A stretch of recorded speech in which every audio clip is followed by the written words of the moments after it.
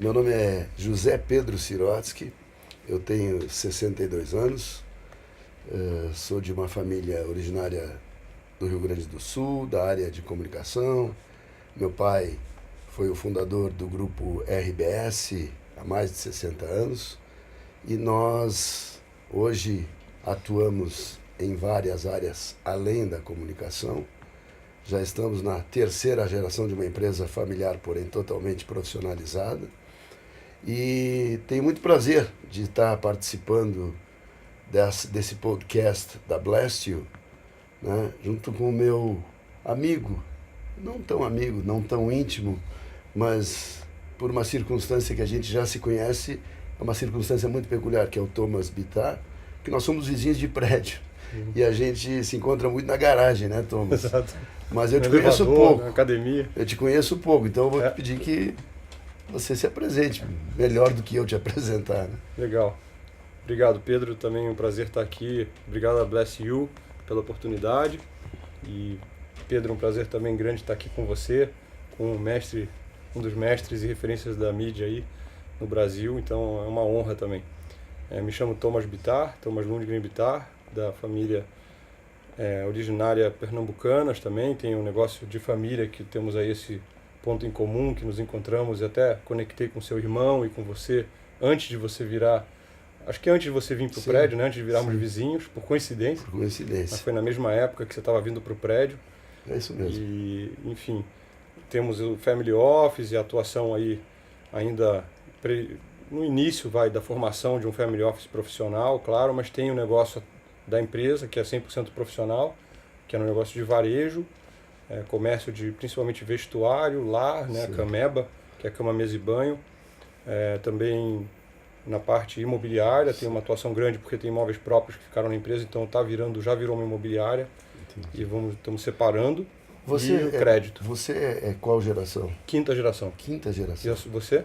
Eu sou segunda. Segunda. Eu sou quase Achei que dos fosse velhinhos. terceira até. Não, imagina. Não, tem a eu mesma idade. Na verdade, esse tema geracional é importante porque ele, quando a gente vai olhando as estatísticas ao longo do tempo e vendo o que vai acontecendo com as empresas, a gente vai observando importantes transformações, né?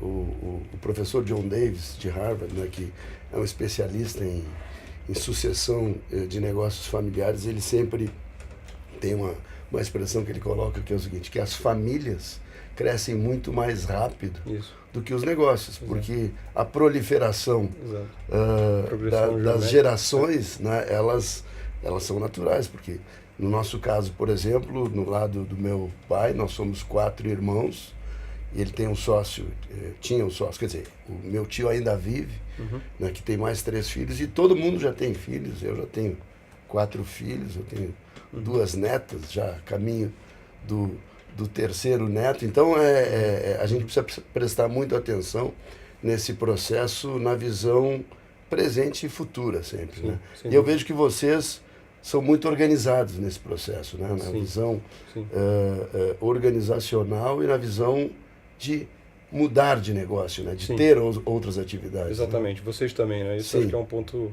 que eu ia te perguntar comum também. Sim, a gente está, pelo menos do nosso lado, meu e do Derek, né? Principalmente, que temos um negócio até em comum, que agora a gente tem interagido mais, em Venture Capital, né? Então também, só complementando minha apresentação, eu vim de carreira nunca trabalhei na empresa, nem nada relacionado às pernambucanas.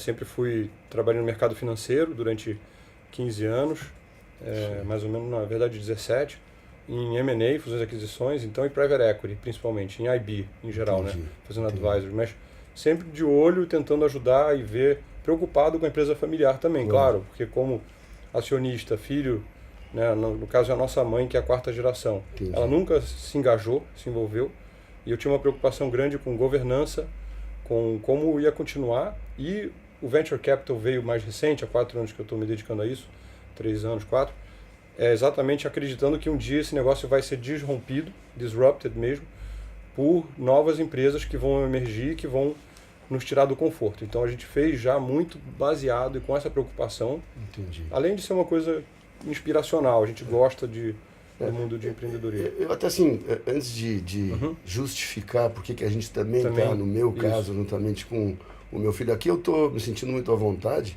porque eu vou falar não só a minha visão, mas vou ser uma espécie de porta-voz do meu filho também. Que legal. Porque o negócio que a gente toca hoje, que é o Barra Investimentos, é o Pedrinho, né? É o Pedrinho, né? Eu fui o Pedrinho até muitos anos, agora eu não sou mais o Pedrinho, eu sou o Pedrão. E quem toca o dia a dia é ele, tem muito da visão dele no que a gente está fazendo, mas ao contrário de você que nunca trabalhou no negócio, eu trabalhei minha vida inteira na empresa familiar. Eu comecei muito cedo, eu comecei com 16 anos, né? E sendo filho de um pai empreendedor que começou um negócio também do nada no interior do Rio Grande do Sul, esse veio de empreendedorismo está no nosso DNA em todos os sentidos. Quer dizer, eu comecei a trabalhar aos 16 anos, né? Gosto muito de música, e eu era programador musical de rádio, né? E eu queria entender o fascínio da comunicação e quis participar disso. Tive programa de rádio, de televisão, fui comunicador numa época, até depois eu vou te dar de presente, eu trouxe esse livro aqui, que conta a história um pouco da comunicação sob a minha perspectiva musical no Rio Grande do Sul. Obrigado, vou te deixar muito aqui, obrigado. Que era um programa chamado Transação, que mas que talvez seja muito a raiz desse espírito de empreendedorismo transcendendo até os dias de hoje. Porque aquilo que nós fazemos no Barra, né, tem muito dessa visão. A gente atua, quer dizer, ainda que a gente esteja, o Barra Investimentos, né, ainda que ele esteja muito voltado ao ecossistema como um todo, perfeito. Mas a gente está prestando muito atenção nos jovens, perfeito. Nos early stages, assim, sabe?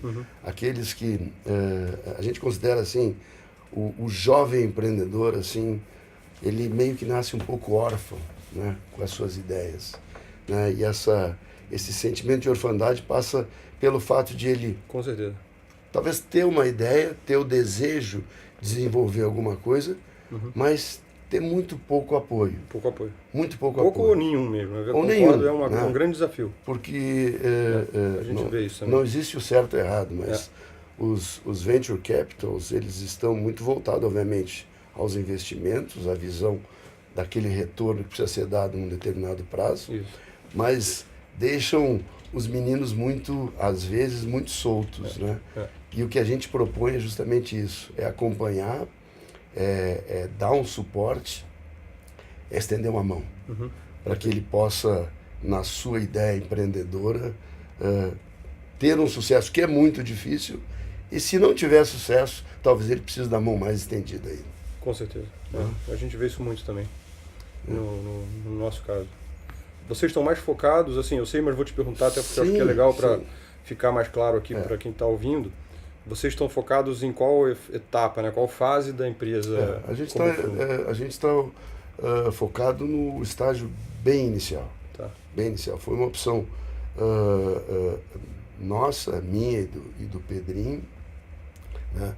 Porque justamente por esse DNA de lidarmos com pessoas a vida inteira, e a comunicação, no nosso caso, é uma relação direta com as pessoas, né? Comunicar tem muito disso, e tem muito a ver também com a criação de valor para as carências que existem nesses jovens empreendedores no super estágio inicial, como a gente chama. Nós não temos expectativas de longo prazo com relação àquilo que eles pretendem fazer. Às vezes, muita gente espera que um jovem empreendedor venha e traga um plano, o que ele vai realizar, de realização ou um business plan para os próximos 12 meses. Mesmo que o empreendedor nos traga esse plano, a gente não leva muito em consideração. Nossa visão está muito mais em entender o que ele vai fazer nos próximos 15 dias. Perfeito. Porque é demais exigir de um jovem empreendedor um planejamento de médio e longo prazo. O que talvez nós, no nosso caso, devamos fazer é criar a condição para que ele consiga enxergar a perspectiva de uma execução no longo prazo.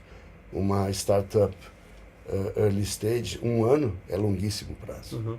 Sim. Né? É um processo que, como eu digo assim, é uma exigência muito rígida para o jovem empreendedor. No caso de vocês já estão atuando num estágio mais isso, um pouco acima, avançado, né? Que compõe até bem com vocês, é um estágio já que a gente chama do seed, né? Um pouco já tem uma receita, pelo menos aí um product market fit comprovado, uma receita preferencialmente de 50 a 100 mil reais mês recorrente. Então a gente entra idealmente entre o seed, um late seed, e um early Series A ou Series A, né? Sei. Ou pre-Series A. No caso, a gente tem hoje 11 investidas, não sei se você está sabendo já, o número passou, já está em 11, estamos indo agora para 12, 13 esse Que trimestre bom. ainda, com pipeline bom. Então, assim, até a gente está colaborando, mas a gente tem que aproximar mais. Perfeito. Para ver quais Mas, empresas que... Desculpa te interromper, Sim. mas assim, nessa visão de aumentar o número de empresas, como vocês lidam com quem está operando o dia a dia? Vocês têm uma visão de acompanhamento, vocês têm uma visão de proximidade, não apenas na cobrança, mas de dar um suporte? Sim. Obrigado pela pergunta. Temos isso, para a gente é fundamental. A gente é hands-on o approach, né? A gente se rotula e denomina, gosta de ser reconhecido, se orgulha de ser reconhecido como investidores para o bem. Bom. E um hands-on approach. Então a gente participa sim, ajuda, claro, não carregando o dia a dia, operacional dia a dia, mas desde estratégico, tático, ajudando a montar planejamento financeiro dele, dando coaching, guidance, montar uma apresentação, tanto institucional como para captação. A gente participa sim, critica, ajuda a corrigir, procura typo, porque a galera faz muito typo, né? E a gente tenta passar essa cultura, tem lá dentro da Indicator, mas também para as startups que a gente investe, fala o erro ele se multiplica infinitamente. Então tenta trabalhar sem erro. Não pode ter typos, não pode ter erro de link em planilha. Como vim do mundo de mercado financeiro, estratégia e M&A, eu me ligo muito nisso, né? O Derek, que é meu irmão outro sócio, também, o Derek você conhece, né? Mas isso quer dizer, esse conhecimento, aí nós estamos falando de experiência, né? A experiência, ela é um super valor agregado, né? Porque e a garotada carente, né? É isso, quer dizer, então eu acho que essa complementaridade ela é fundamental, porque no nosso caso, né, que estamos nesse estágio mais inicial, a gente criou, e até uma ideia muito interessante que está em experimento dentro do Barra, que é o Barra Labs. Né? Perfeito. O Barra Labs ele traz para dentro do nosso ambiente de trabalho, claro que a gente também está investindo através dos fundos, né, que nos geram essa conexão consistente, né, com estruturas já maduras de venture capital, mas também é a nossa visão fazer com que, através desses fundos, nós possamos gerar a aproximação das estruturas que existem dentro dos fundos com esses jovens do Barra Labs. Legal. Porque os jovens empreendedores que são do Barra Labs, que são os investimentos que a gente faz, seja através dos fundos ou diretamente na atividade que está iniciando, nós colocamos todos juntos dentro de um ambiente de trabalho, onde eles interagem no dia a dia, obviamente, com respeito à atividade que cada um está querendo desenvolver, mas trocando as informações, sobretudo sobre as suas carências. Perfeito. Né? Então, uma vez tem um espaço chamado Barra Labs lá dentro. Quantas startups vocês estão agora? Nesse momento tem 1, 2, 3, 4. Quatro interagindo. Né? Talvez seja 5, mas... Vocês também investiram nessa? Sim. Qual o ticket, você pode falar? Os nossos tickets, eles variam. Eles podem começar a 150 mil, 100 mil reais. Podem ir a 250 mil reais. Okay.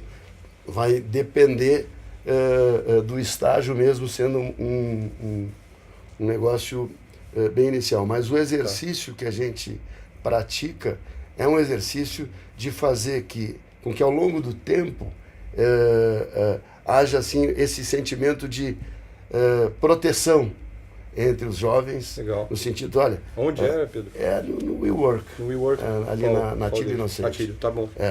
Vai lá nos estágios, a gente está no 7º andar. Às vezes eu chego lá, não tem lugar para mim. Eu falei com o Pedrinho de eu tô devendo a visita lá pro Vai lá. Às vezes a minha sala, a nossa sala, eu não tenho sala, eu trabalho junto com os meninos. Aliás, isso para nós, no meu caso, que veio de um mundo corporativo, né? Daquelas estruturas extremamente organizadas, tudo funcionando. A gente tem que respeitar a bagunça. Claro, né? A bagunça é a nova organização, no bom sentido, não no sentido de que eles sejam desorganizados, não, porque eles se entendem. E se a gente puder fazer uma analogia, né, de early stages que estão juntos, não deixa de ser um jardim de infância. Né? Não deixa de ser um ambiente que está todo mundo ao mesmo tempo trabalhando e brincando. Legal. Sabe? E é esse ambiente que a gente propõe, e eu tenho muito prazer, apesar de ter a minha mesa dentro do ambiente de trabalho, ela é uma mesa de todos. Muitas vezes eu chego lá e minha mesa está ocupada e eu tenho que pedir dá licença, será que eu posso sentar um pouquinho aí para dar uma olhada nos meus e-mails? Né? E às vezes dá, até dá, e quando não dá é bom sinal, é porque eles estão agitados, trabalhando e fazendo. Mas quais são os critérios, Pedro, de seleção? Vocês selecionam, é rigoroso? O que você olha mais? Não. Você falou da parte humana, pessoal, né? Não, obviamente que existem métricas. Tá bom. Né? Existem métricas que a gente estabelece para uma análise, mas assim, se eu pudesse definir 2 ou 3 ingredientes ou premissas, um é a capacidade de execução, porque ideias, né, elas não param de surgir. Né? A capacidade de colocá-las de pé é um grande desafio. A outra é a sinceridade. Porque não que esse seja um ambiente minado, mas é um ambiente muito pressionado hoje. Né? O ambiente de empreendedorismo, por conta de ser hoje a bola da vez nos negócios que nós estamos experimentando no século XXI, todo mundo vem teoricamente preparado. Né? Então, a capacidade de execução, a sinceridade e o brilho nos olhos pela ideia, para nós ela é relevante. Claro que isso é possível em estágios iniciais. Né? Claro que no caso de vocês que estão numa outra etapa da cadeia, talvez tudo isso seja importante, mas um pouco mais de mecanicidade talvez é o que vocês exijam, certo? Isso. A gente também vem trabalhando bastante nossa tese, né? Onde que a gente vai focar, quais setores, quais tecnologias, modelos de negócio. Sim. Então a gente nos últimos 2 anos vem aprofundando bastante nisso e narrowing down dentro do possível, porque o Brasil ainda não é um mercado tão profundo como os Estados Unidos e da vida de Israel, mas vem crescendo sim e está cada vez mais startups dentro dos setores que a gente elegeu e modelos têm vindo bastante volume. Me fala a sua visão sobre o Brasil, então. Qual é a visão de vocês real para esse mundo novo, de acordo com a cultura empresarial ou política brasileira? Quer dizer, a gente vai conseguir deixar de pé esse ambiente assim como tem nos Estados Unidos, como tem em Israel, como tem na Alemanha? A gente vai conseguir.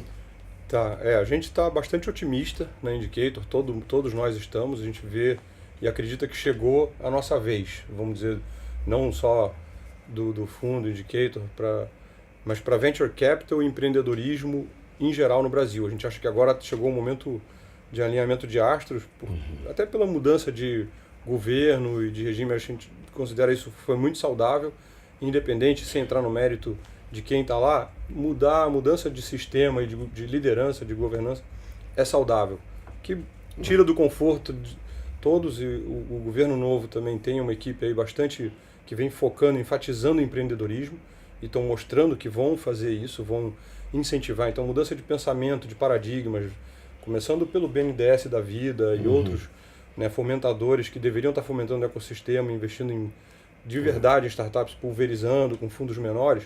Isso já está acontecendo. Até te liguei por isso outro dia, mas ficou muito apertado o timing. Mas assim, a gente vê a governança já mudando e vindo de cima num BNDES da vida. Então isso a gente considera um negócio enorme de potencial. E de ecossistema, Brasil em geral, para a sua pergunta, assim, a gente já vê um ecossistema pujante hoje, que cresceu nos últimos 4 anos e se desenvolveu, o que você falou. O pessoal já chega preparado. Há 3, 4 anos atrás a gente recebia startup, o cara não tinha um deck, não sabia o que era um elevator pitch. Sim. Agora, quando chega alguém que não sabe, a gente fala, cara, né, tenta ajudar também. Fala, ó, você tem que ter um elevator pitch de 5 minutos, power, entendeu? Que convença o cara a investir, né? Que é um pouco a mentalidade e o que o pessoal faz no Vale, nos Estados Unidos. Mas assim, está acontecendo aqui sim, o ecossistema agora está na moda, como você disse, né? Está em alta. A gente vem se preparando há um tempo, e você também, que eu sei, né? Vocês.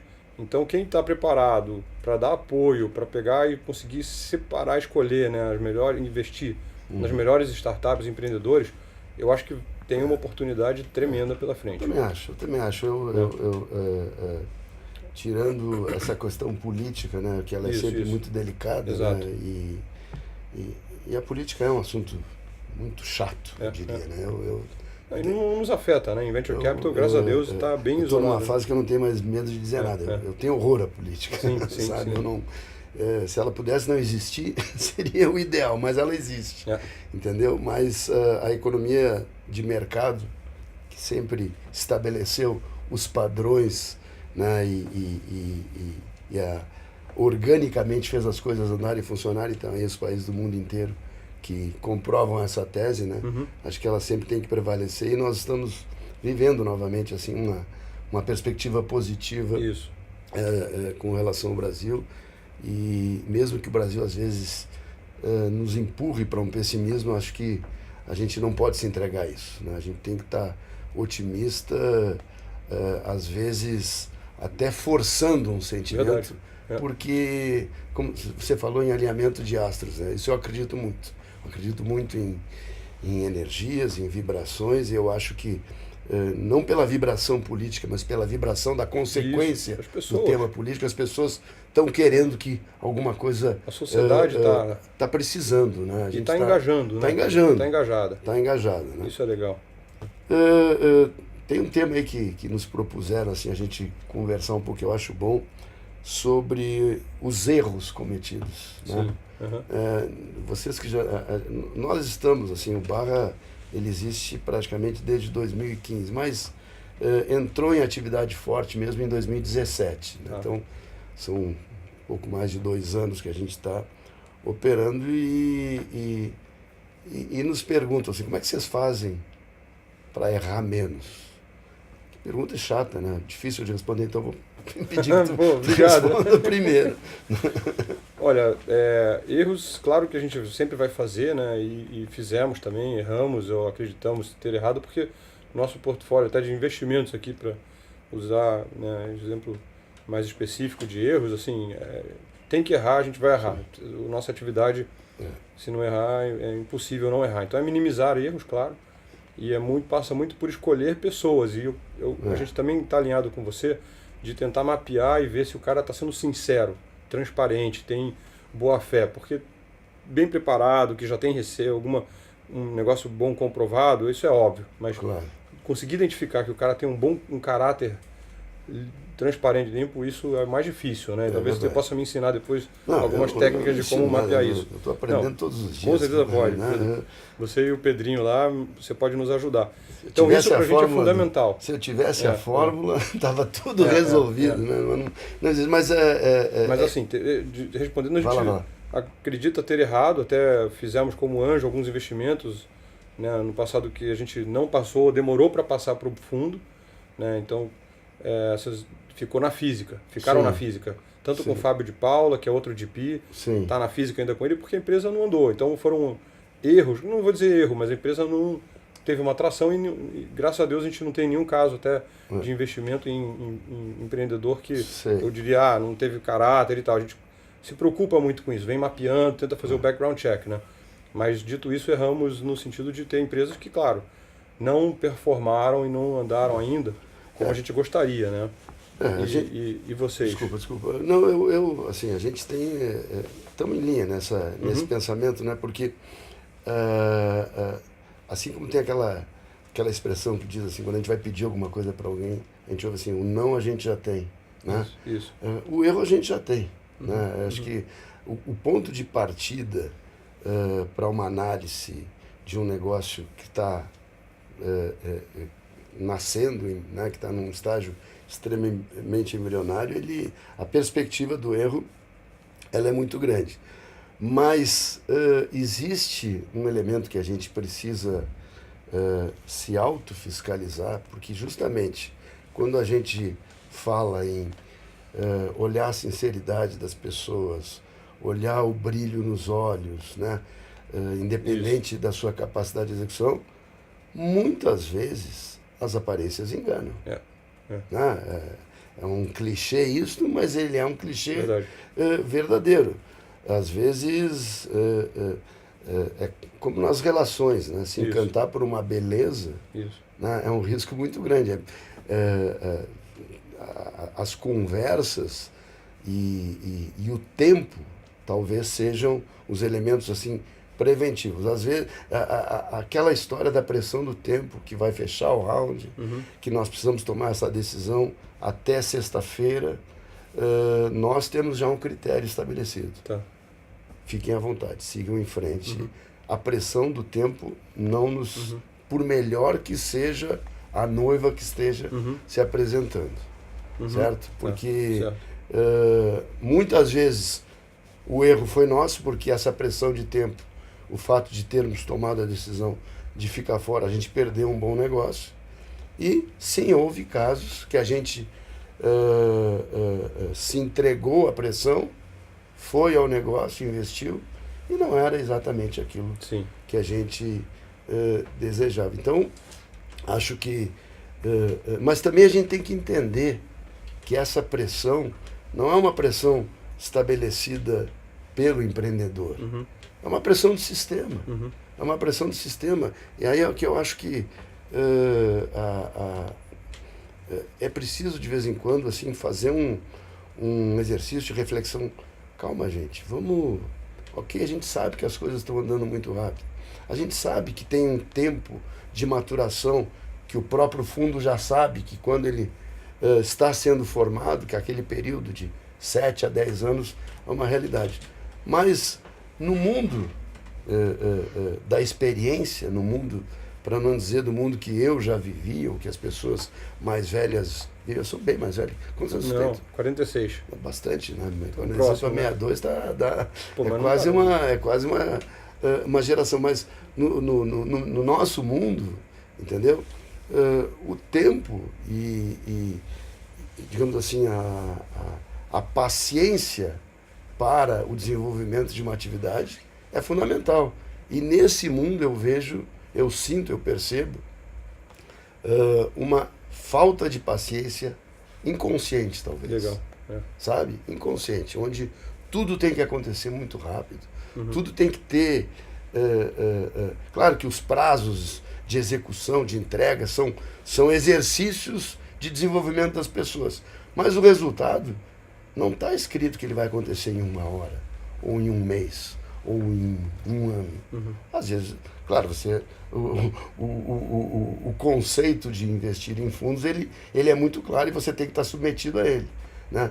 Mas eu sinto uma pressão hoje, sabe, que meio que coloca uma espada assim, no pescoço dos empreendedores, que às vezes fazem com que eles, não que eles queiram mentir ou que eles não sejam sinceros, mas que eles precisam dizer o que você quer ouvir. E às vezes, dizer o que você quer ouvir não significa que você vai entregar o que você está se comprometendo. Entendi. Assim, um erro que eu considero meu, assim, que eu vou colocar aqui, talvez você tenha também algum seu, mas tentando trazer isso como para ajudar ou para trazer algum valor, assim, alguma experiência passada minha de erro para startups, para empreendedores, né, que talvez dê para aplicar alguma coisa aí. E eu cheguei nisso pela sua fala, pelo que você estava dizendo, que é a ansiedade, né, a falta de paciência para conseguir, para atingir objetivos, para tomar ações mesmo e dar alguns passos importantes até na vida, de carreira, no caso das startups, tomar decisão de direção, ou fazer alguma coisa querendo, já imaginando ter uma receita absurda muito rápido. Eu vejo isso nos empreendedores. E eu vou falar só rapidamente do que eu considero que eu errei, e acho que pode ser uma mensagem boa até minha e sua, da gente dizer de erros que a gente cometeu na carreira, na família, no negócio, que dá para aplicar, né? A gente tem que aplicar isso, talvez aqui é um ponto que a gente agrega como família empreendedora e tal. Então, eu tenho muitos erros, então eu poderia passar muito tempo falando aqui, cometi muitos erros, mas vou dar alguns que me marcaram, assim, que eu acho que foi, se eu voltasse, pudesse voltar atrás, não fazer. Então, por exemplo, até mesmo com um chefe difícil e tal, perder a paciência, explodir, falar pro cara, então vai tomar naquele lugar, porque não dá mais, sabe? E depois continuei, porque eu fazia o trabalho bem feito, mas quando você é mais jovem, que acho que a gente também está falando aqui muito para o público jovem da WSU, empreendedores, é legal trazer isso. Eu voltaria atrás e não faria, você tem que engolir sapo. Então, às vezes o empreendedor vai falar com um investidor, vai ter investidor como nós, acha você um cara chato pra caramba, ou eu um cara também chato porque fico enchendo o saco, cobrando coisa, talvez conseguir engolir o sapo, porque nós somos bem ou mal o chefe dele, o cara não tem chefe, ele é o fundador, só tem dificuldade, só tem empecilho, tem o governo tentando tomar a empresa dele, tem todo mundo aí, dificuldade a gente pode listar aqui. Então, assim, o cara chega uma hora e fala assim, cara, o empreendedor, o investidor, vai tomar naquele lugar você também, meu amigo, porque você só me cobra, quer que eu te dê resultado. Então, assim, estou tentando fazer um paralelo, talvez você tenha algum também, para a gente tentar ajudar e falar, sabe, tenha calma, engole sapo, porque às vezes o investidor, a gente pode ajudar e às vezes parece que não está ou está cobrando só, mas essa cobrança é quase de um pai, que é o que você estava falando, vamos sentar e vamos organizar. Não, você tem typo, você tem erro aqui. Eu gosto muito dessa ideia e você estava falando sobre experiências do passado, assim, sim. Também tenho a quantidade de erros da gente sempre vai ser muito grande ao longo da vida. Né? E os acertos, até eles acontecem, né? Mas a gente sabe que a gente erra muito mais durante a vida do que acerta. Né? Mas uma coisa que eu gostava, que era talvez uma intuição, sei lá porquê, talvez por eu ter começado a trabalhar muito cedo, né? com 16 anos, eu gostava muito de estar perto dos adultos, sabe? Eu gostava muito de estar perto dos mais velhos, assim, sabe? E teve uma época no meu ambiente de trabalho profissional, né? Imagina, um menino de 16, 17 anos, que eu ia com os meus amigos de 25, 28, 30 anos para os bares com eles, para conversar, e meu apelido era o Pequenininho, né? Era o Pequenininho, e eu ficava ali prestando muita atenção no que eles falavam, né? Porque eu sabia que por algum motivo, no mínimo cronológico, eles sabiam mais do que eu, né? E hoje, que eu sou um cara adulto, maduro, experiente, eu gosto muito de estar perto dos mais jovens, né?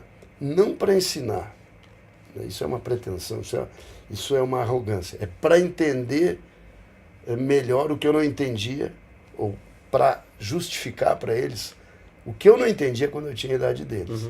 Porque a gente tem muito mais crédito para o erro quando a gente é jovem do que quando a gente é adulto. Eu acho que recorrer depois de muitos anos ou nos mesmos erros ou em novos erros, dá licença, né? A gente já viveu bastante, a gente tem a responsabilidade de errar menos, né? Até tem aquele dito popular em inglês, né? To be old and wise, you have to be young and stupid first. Né? Que é uma... é óbvio. Então, o que nós, os mais velhos, devemos ter? Sim, paciência. Certo? A gente tem que compreender o que esses meninos ou jovens empreendedores estão propondo. O que eles, meninos, precisam entender? Que eles não sabem tudo o que eles acham que sabem. Não que eles não saibam, eles sabem muita coisa porque estão se preparando, estão buscando. Mas às vezes, uma palavrinha que para eles parece, isso é ridículo, é óbvio, pode ser o pivotar de um pensamento, não de um negócio. O trazer uma mensagem, puxa, por que eu não tinha pensado isso?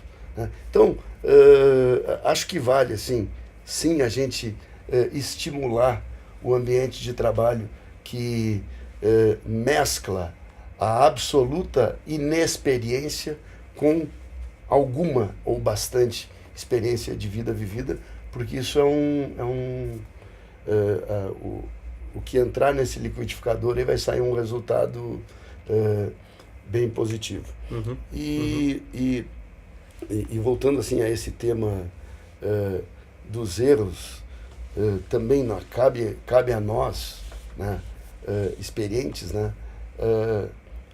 além de entender o erro, não ter o sentimento de penalizar o erro. Isso. A penalização do erro é uma sentença. Né? E o errar é uma circunstância. É uma circunstância. E muitas vezes a segunda chance, ela não existe. E no nosso caso, no Barra, muitas vezes já vem acontecendo de nós nos aproximarmos de jovens empreendedores que vêm com alguma proposta de ideia, de negócio, que a gente tem a sensação que não vai dar certo a ideia. Mas o menino é muito bom. Entendi. O menino é muito bom. Interessante. Então, vamos bancar o menino, sabendo que, de alguma maneira, aquele investimento, o investimento financeiro, ele pode até write-offar em algum momento. Mas aquele menino, ele... Vale a pena, vale o investimento. Ele vai pivotar. Isso. Entendeu? Ele vai... A gente investiu em casos assim, temos um caso até que eu posso falar aqui, que é interessante bem assim, é o cara já mais experiente, inclusive, que é o Daniel Branco, o da Medicina. O cara, ele e a Cris são fundadores de uma empresa de telemedicina, tá super aquecido agora. Bombando. E tá bombando, e ele criou lá atrás, há 4, 5 anos atrás, a gente investiu, entrou o Monax, entrou o Redpoint, o Monax e o Redpoint saíram. E então assim, eu não digo que foi um erro, mas ele mesmo vê os erros que ele cometeu, Daniel, então falando aqui um pouco por ele, que ele é muito amigo também. Certo. Então a gente investiu bem nisso que você falou. Eu falei, cara, ele e a Cris é médico, PhD, neurocirurgião com MBA em Wharton, assim, monstros, os dois, né? E agora, olha onde é que tá com o produto fenomenal, parrudíssimo, pronto para deploy, assim, então... Que bacana. É o que você falou, o negócio que foi, deu mal, deu errado, o pior investimento, tem tudo agora para de repente explodir, né? E com pessoas certas, no lugar certo, na hora certa. Mas você também estava falando de erro, e eu acho que é um tema interessante, eu pensei uma coisa aqui quando você estava falando. Até para dar o conselho aqui, né? Tentar dar alguns conselhos para as startups. Erros comuns que a gente vê das startups que a gente já conversa. A gente fala com bastante... Sim. A gente tem falado com, em média, 500 startups por ano. O run rate da nosso. 400, analisa 300 e investe em até 10. Então, um pouco do nosso funil. Dito isso, a gente vê muito erro, um erro comum, e eu queria te pedir para pensar talvez algum outro erro comum que você vê, até na entrevista, no processo, ou para tentar ajudar, é o cap table dele já errado, já quebrado, num estágio muito cedo, que é o nosso caso, o seu e o nosso. Né? Então ele já chega com um investidor lá que não agrega nada, ou agrega pouco, e não quer trabalhar, ou que trabalhou e saiu, com 20%, com 30%, com 40% da empresa dele. Isso já inviabilizou, né? Claro. O negócio já é difícil. Claro. O cara já tem metade da empresa, ou 60%, a gente considera isso um no-go, um red flag. Fala para ele, fala, ó, isso é um problema, você resolve, renegocia com anjos, com quem for, com teu pai. Quando é pai dá para resolver, né? Até temos casos assim rodando e já resolvemos, inclusive que a gente vai investir agora. Que aí fala, não, pai, vai ficar meu pai, tudo certo. Não, tudo certo não, ele vai passar agora já. Mas assim, tem casos muito mais complexos. Certo. Né? Então um conselho também aqui, e uma pergunta para você de outros erros que você vê. Esse é um erro que a gente vê comum, que o Brasil ainda está se formando o ecossistema. Então a galera vai captar com Friends and Family, o cara fala, beleza, vou investir 1 milhão, vou investir 500 mil reais, só que a empresa vale 1 milhão. Então eu vou ter 80%. E o cara aceita, né? Porque ele não tem outra opção. E aí como é que você vê isso? Então, de novo, entra o tema da inexperiência. Isso. Né? Entra o tema do não preparo. E talvez não seja um conselho, mas assim um respeito àqueles jovens que já possuem uma formação acadêmica minimamente consistente. Porque nesta competição de hoje, né, é impossível, né, você aplicar ou se desenvolver perante um mercado tão disruptivo e e diligente sem ter uma base de formação que possa... Né, porque você tem direito a não ter experiência, mas não tem direito a não entender ou não conhecer aquilo que você esteja propondo. São coisas bem... Perfeito. Na minha visão, assim, bem separadas entre si. Mas eu entendo que na visão de fazer com que esses empreendedores nos estágios bem iniciais dos seus negócios possam estimular o investimento daquele que eles estão buscando, que eles não abram mão da propriedade do negócio. Sim. Que eles não estejam, entre aspas, vendendo a alma. Perfeito. Naquele momento. Entendeu? Por quê? Porque se nós analisarmos isso na sequência das etapas dos rounds, o distanciamento de equity, de participação que ele vem a ter já no início, é uma provocação absurda ao desestímulo de ele continuar acreditando na própria ideia. Mas é natural que num estágio onde family and friends estejam envolvidos, esse tema seja um tema, digamos assim, não claro, não compreendido e não levado à seriedade que precisa. Sim. Porque isso sim pode ser um problema se não clarificado nas próximas etapas. Exato. E é contra-intuitivo, né? Porque no caso de Venture Capital, você quer ter uma participação pequeno o suficiente para estar interessado em investir alinhado, mas também não quer desmotivar e até para poder seguir em frente, até para poder fazer os follow-ons. Para ele continuar se diluindo. E que ele continuar se diluindo e forte. Exato. Né? Exato. Proprietário no ele sentido... tem espaço para isso. No sentido de... Não da propriedade apenas do negócio em si, mas de tocar a ideia... Sim. Acreditando com convicção. Sim, e o que eu vejo muito, sinto aqui também, é que tem um mindset aí que é aplicado de investidores tradicionais, que o Brasil não tem muita história de experiência em venture capital, né? E então acabam aplicando para os investidores mesmo, até alguns fundos menores, o family office, eu coloco, mas eles aplicam paradigmas de private equity. Certo. E isso é um problemaço, né? Assim, eu trabalhei em private equity quando eu vim fazer o venture capital, com o meu irmão Derek, o Fábio de Paula também.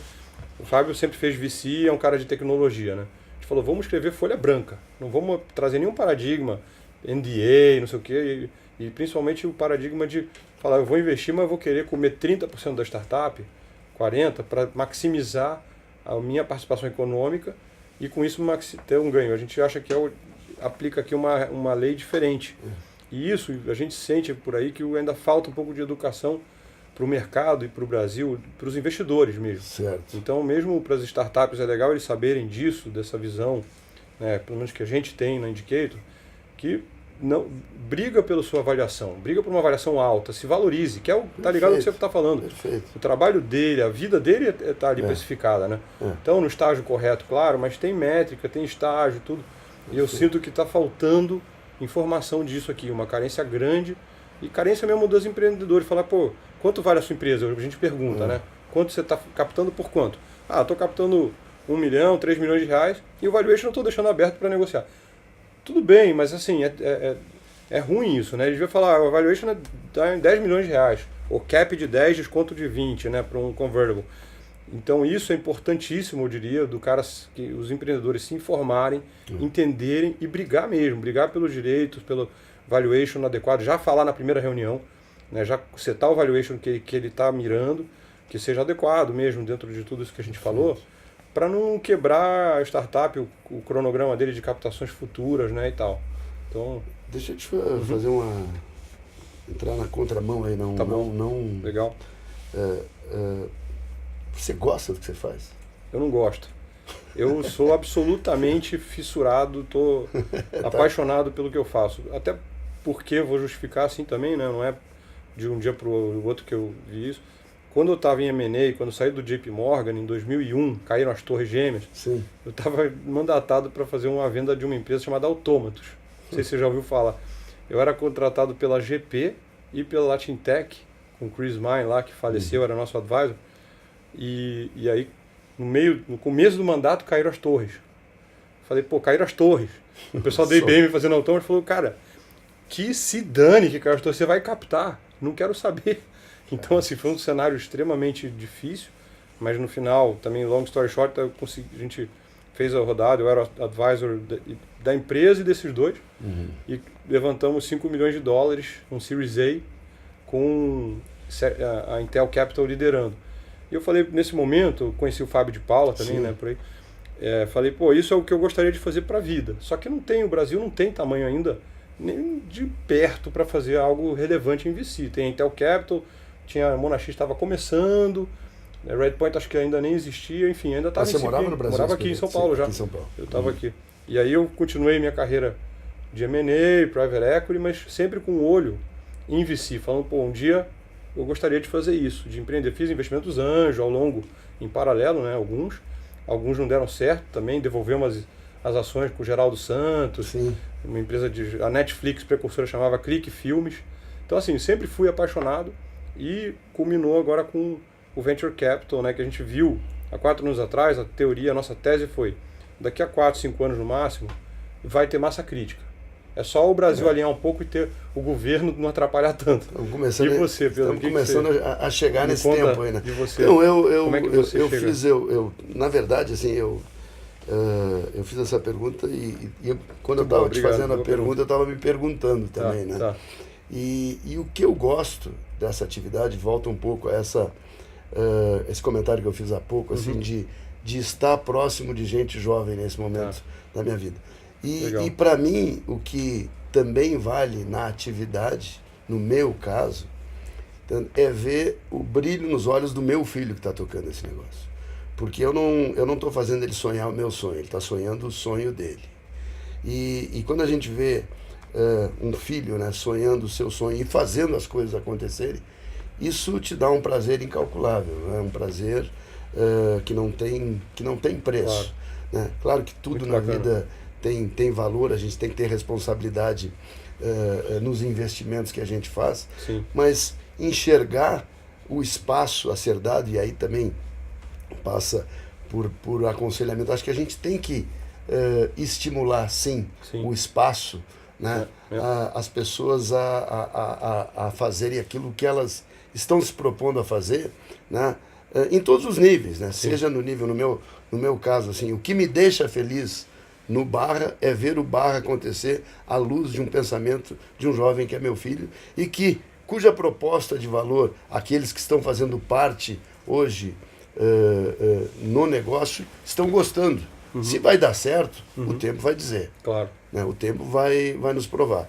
Mas, sim, eu me realizo vendo a realização dele e vendo a realização dos investidores, dos jovens empreendedores que estão próximos da gente e desse acesso ao conhecimento que a gente tem através dos fundos de investimento, tipo essa relação que a gente tem. Vou falar também pelo fundo, pelo indicator, onde a gente está focado, os setores que a gente tem aprofundado mais. Começamos Open Door Policy, ainda temos, mas no fundo 1, indo agora para fundo 2, a gente vai aprofundar um pouco mais nesses setores e tecnologias que eu vou comentar, que são a cadeia de Retail Tech, que a gente chama, incluindo desde logística, tudo que seja otimize ou disrupt a jornada do varejista, seja para qualquer categoria, né? Então não é só varejo, e-commerce em geral, está sofrendo disruption desde a área de marketing, mídia, até a entrega física, como que você coordena a logística. Então a gente olha a cadeia mais ampla aí de varejo, retail tech, que a gente chama, fintech também, que está ligado,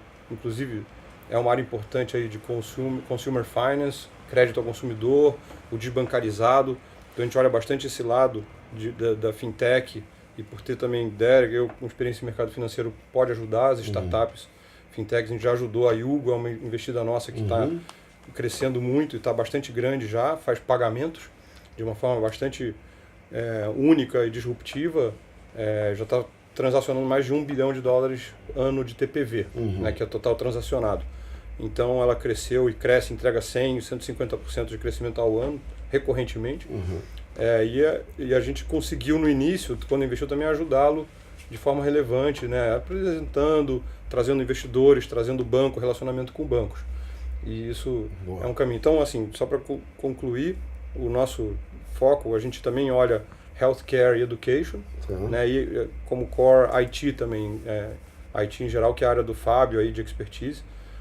Os modelos de negócio que a gente prefere é B2B, né? Chegando também alguma coisa de marketplace, e aí de tecnologias a gente chama de data driven e on demand. Então, focando em modelos de SaaS, né, que é Software as a Service, BaaS, que é Backend as a Service. Temos uma investida chamada Back4App, que a gente gosta muito, e é uma empresa de IT com modelo BaaS. E basicamente olhando muito para dados. O Data Driven para a gente acredita que o AI, né, a inteligência artificial, permeia e tudo ligado hoje em dia que a gente faz, que a gente vai investir, vai estar ligado, tem AI por trás.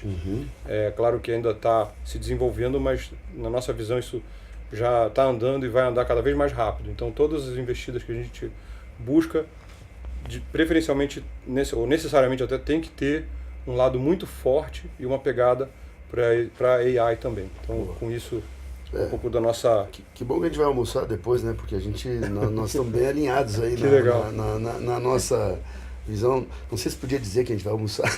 Claro. Acho que não tem problema. Porque realmente os nossos encontros na garagem do prédio não estão sendo suficientes para a gente, porque a gente está muito alinhado, assim, mesmo que a gente esteja num estágio anterior, né? E que é claro, no caso dos investimentos diretos em startups, a gente é um pouco mais flexível e agnóstico, né? Para usar o termo que todo mundo adora colocar, né? Já explicado aqui dos porquês, mas também a gente está numa visão, obviamente, de receita recorrente como uma das premissas, mesmo num estágio baixo, né? Num volume baixo, eu quis dizer, né? Mas também a gente presta atenção em educação, tá? Porque é um espaço muito amplo. A gente está investindo numa empresa, acho que em Brasília, Eduque-se. Eduque-se. Né?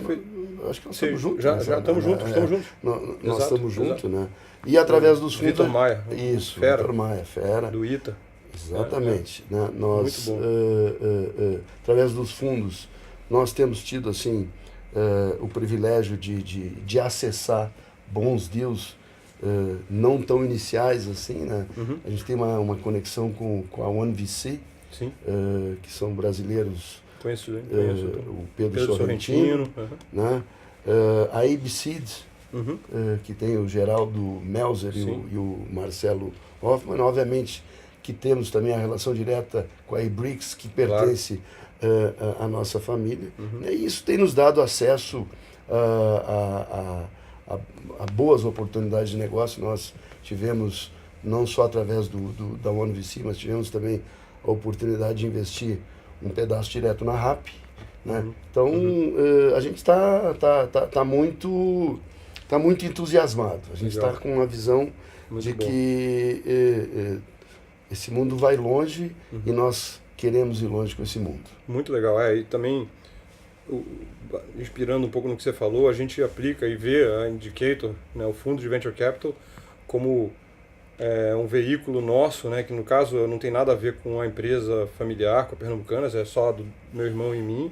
A gente captou o fundo todo a gente se orgulha até muito disso. Sim.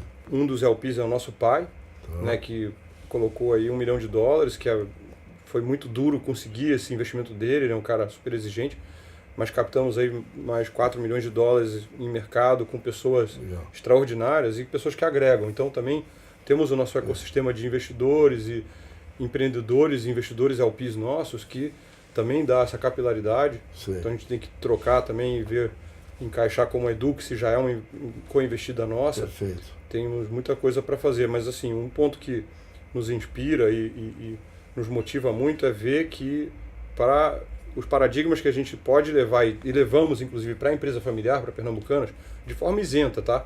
A gente apresenta até empresas muitas que a gente nem investiu ainda, que eu vejo que encaixa bem lá no modelo deles e poderia ajudá-los, e não encaixa na nossa tese, hoje está muito cedo ou está muito tarde, whatever, a gente não investiu, mas eu recomendo eventualmente, quando vejo que merece, para o nosso CEO, e falou, olha, dá uma olhada aí, equipe, né? A gente tem também um lab digital na empresa, lab comercial e lab digital, Digital Lab, que tem startups lá, e eles, inclusive 2 já contrataram e estão testando o modelo, que são empresas que trabalham, por exemplo, na conversão do último clique, uma delas, e a outra ainda está conversando lá e tudo, totalmente dizendo, já estava conversando com ele antes da gente, inclusive, entrar, mas ela faz um aplicativo para monitoramento de resultados e venda na loja, na ponta, desde a alta gestão até o gerente, até o vendedor, monitorar no celular, isso plugado no RP, né, de forma leve, conseguir ver como é que está o atingimento de metas. Então, esse tipo de solução cria um valor enorme para o varejista, não só para a Pernambucanas, ele já está em várias outras, inclusive, essas 2 empresas. Então, a gente vê uma sinergia, um valor agregado que a gente pode levar para eles, mas que eles também trazem para a gente, né? Então, essa interação é boa. Eu acho que é boa esse esclarecimento, que no nosso caso também, né? Porque como nós somos uma família que está, além do ramo de origem de comunicação, também envolvida no ecossistema de private equity, venture capital, com movimentos diferentes, porém sinérgicos. Quer dizer, o Barra é um movimento do meu family office com os meus filhos. Perfeito. Né? Okay. Que tem conexão, obviamente, com o eBricks, que hoje é tocado pelo Eduardo Sirotsky Melzer e pelo Pedro Melzer.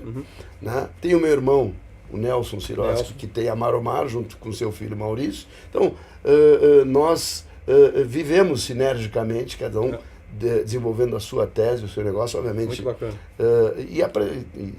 E acho que não só pelo tema familiar, mas justamente essa sinergia, esse compartilhamento deste ecossistema, ele é extremamente solidário, né? Quer dizer, o tema concorrência, ele é relativo, porque está todo mundo querendo se complementar e se ajudar. Colaboração. Pedro, cara, como é que você se atualiza? Hoje em dia é uma angústia isso, né? Porque tem muita informação. Né? Tem muita informação. Assim, eu primeiro tenho as prioridades da vida, né? Eu gosto de viver também, sabe? Eu gosto da minha família, eu gosto dos meus filhos, eu gosto da minha mulher, eu gosto das minhas netas, né? Então, existe um espaço muito importante da minha vida destinado a este segmento, que é o segmento humano, né? Mas eu me atualizo de todas as formas. Né? O podcast é uma coisa nova para mim. Eu resisti, porque é tanta coisa, também tem podcast, mas eu estou gostando. Vira vício também, né? Parabéns aí para vocês, porque justamente a gente observa comportamentos de seres humanos como os da gente. Então é muito importante. Leitura de todas as formas, né? De todas as maneiras. Tecnicamente eu não gosto muito de ler os livros voltados, eu gosto de ver palestras, ouvir pessoas e ver materiais através das plataformas que disponibilizam. Mas assim, eu acho que não existe uma receita que seja a melhor ou a pior. O importante é a gente saber que, se não se atualizar todos os dias, um dia não é mais um dia perdido, é um tempo perdido. Exato. Então a gente tem que se virar, não nos 30, nos 365. Verdade. Não é? Bacana. E você? Bom, profissionalmente e assim, no trabalho, né, que hoje é Venture Capital, a nossa dedicação integral aí, claro que eu dedico algum tempinho para a família, mas eu sempre, para a família, que eu digo algum tempinho porque eu tô como conselheiro, então tem que estar lá, né? Mas para a família que eu digo para a empresa, assim, para a família que eu digo para a família pernambucana, no caso, para o business, obrigado. Então, assim, muito alinhado com você, eu consigo hoje, tenho um equilíbrio importantíssimo, isso é vital para minha família pessoal mesmo, tenho 2 filhos de 8 anos e 5, e eu aprendo e me atualizo muito, inclusive, com eles. Quando você estava falando, você me inspirou também a pensar nisso, porque a minha filha outro dia perguntou para mim o seguinte, que ela sabe que eu trabalho com inovação, temos a investida da Árvore, que é AR/VR, vem o programa Pixel Rift, o jogo e tal, e ela me perguntou o seguinte, 8 anos, acabou de fazer, papai, eu adoraria que tivesse um portal, que a gente pudesse entrar nele e sair em outro lugar sem ter que viajar, que ela odeia viajar. Então, assim, é uma atualização para mim, sem dúvida nenhuma, é o convívio com a minha família, né, minha esposa e meus filhos, e isso a gente perde, né, porque é muito fácil perder, que você tem sempre tantos milhões de outros familiares e compromissos, você esquece que você tem que dedicar um tempo só com eles, né? Então isso é um ponto muito importante para mim. Agora, também profissionalmente, eu recentemente eu acabei de concluir o OPM de Harvard, então foi uma boa atualização e para refrescar o curso em si, o OPM é focado bastante em empreendedorismo, claro, né? É para empreendedores, o foco de público-alvo são empreendedores, fundadores, então acaba atualizando bastante, tem muito matéria, eu li muito case study, então matéria de negociação, liderança, tem uma literatura, até por case studies que eu prefiro, eu gosto, e aí a gente está aplicando isso para algumas startups nossas. Boa. Até posso te depois aconselhar, dar uma ideia sobre isso, assim, que aplicar algumas coisas de liderança e de negociação, tem conhecimento ali profundo, bem bacana, que eles podem aplicar no dia a dia, né? Que a vida é uma negociação. Claro. Então, me atualizo assim, eu também escuto rádio, gostava bastante até, às vezes, de ouvir o Boechat, bastante, até ouvir o Boechat, então fiquei triste com a notícia aí, mas eu escuto rádio, podcast também, me atualizo com a turma da Indicator, que está sempre bem antenada, a gente tem 3 pessoas na equipe de investimentos ali, analista e associate e tal, que traz muita coisa, né? Então, e os próprios startups, os caras trazem também uma infinidade de conhecimento para a gente. Eu me esqueci de referir 2 formas de atualização que são espontâneas que eu recebo. Uma é do próprio meu filho Pedro, né? Isso, que me metralha de coisa e me cobra se eu li, se eu vi, se eu ouvi. Aliás, o Pedro tem que fazer o próximo podcast aqui. Pois né? O Pedro é uma figura. Mas ele me manda muita coisa muito interessante. E eu me atualizo também, eu tenho um filho de 10 anos, da minha segunda safra. Sim. Né? E ele... Que bacana. Hoje ele é o meu professor de lidar com devices. Olha só. Né? Como é bom, assim, né? Ver a impaciência deles com o desconhecimento da gente em determinadas situações. E a gente que pensa que está ensinando, a gente está aprendendo também. Você falou de Harvard. Eu fiz um curso já faz alguns anos, no período que eu encerrei a minha participação como executivo e estava me reposicionando depois de trabalhar 30 anos na empresa, isso aí já faz uns 10 anos, um pouco mais, né? Chamado Odyssey School for the Second Half of Life, que é no meu caso foram 32 pessoas do mundo inteiro que se encontraram durante 2 meses direto em Harvard, né? E que a gente, quando termina um ciclo da vida, a gente fica com aquela pergunta, what's next? Isso. Né? E a maioria não tem a resposta. Né? E esse curso me ajudou muito, porque me deu esse reposicionamento de compreensão das minhas próximas etapas, e ele tem como exercício, eu tive um parceiro que ele mora na Nova Zelândia, ele é australiano, mas mora na Nova Zelândia, e de tempo em tempo a gente se cobra para saber o quanto você está dentro daquilo que se propôs há um tempo atrás, ou quanto mudou, e o quanto a mudança foi para melhor ou pior.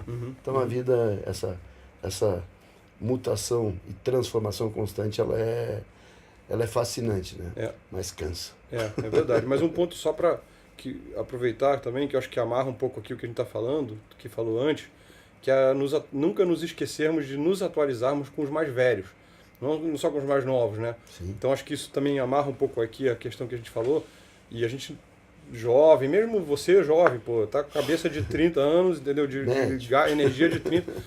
A gente não pode nunca menosprezar, e até um conselho de um tio meu, que da família, também o Ralph, falou, escute sempre os mais velhos, Thomas, não cuidado com a ansiedade, de achar que você sabe tudo, ou quer fazer tudo atropelando, escute os mais velhos, quer ouvir ele, inclusive, né?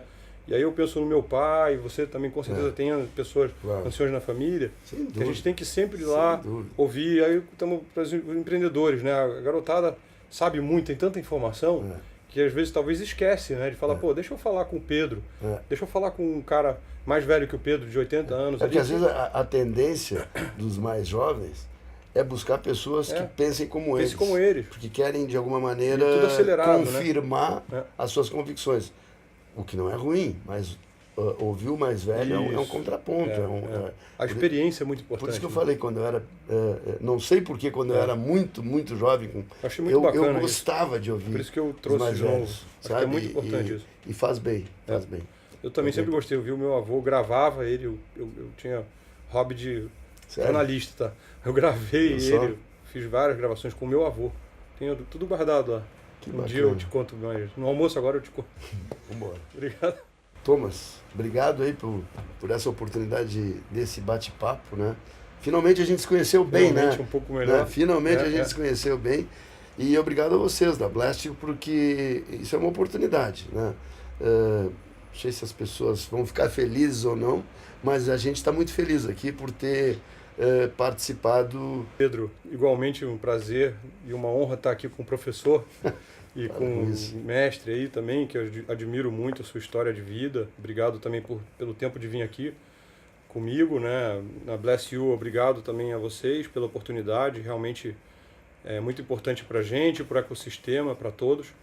E é isso, muito bom o papo também. E que bom, fiquei sabendo que o evento da Blast volta em agosto desse Perfeito. ano. Verdade. Vamos que vamos.